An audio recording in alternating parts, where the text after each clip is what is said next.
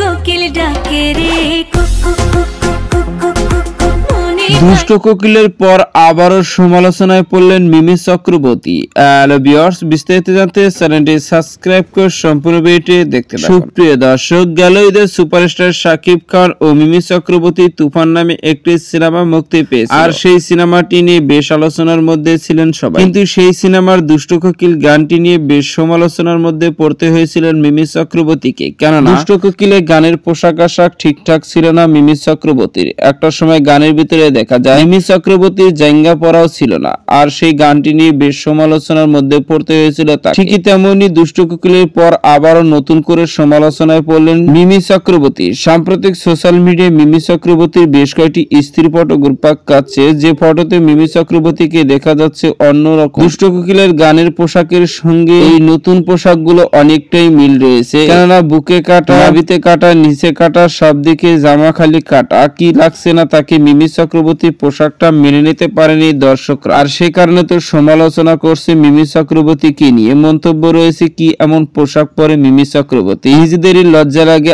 আমাদের দেখতে। এমনই সব একাধিক মন্তব্য শোনা যায় সোশ্যাল মিডিয়ায়। তো সুপ্রিয় দর্শক, মিমি চক্রবর্তীর এমন পোশাক দেখে আপনাদের কেমন লাগছে জানিয়ে দিন আপনাদের মূল্যবান মতামতটুকু ভিডিওর কমেন্ট বক্সে। ভিডিওটি ভালো লাগলে একটা লাইক দিন। নিত্য নতুন ভিডিও আপডেট পেতে চ্যানেলটি সাবস্ক্রাইব করুন। অসংখ্য ধন্যবাদ পুরো ভিডিও উপভোগ করার জন্য।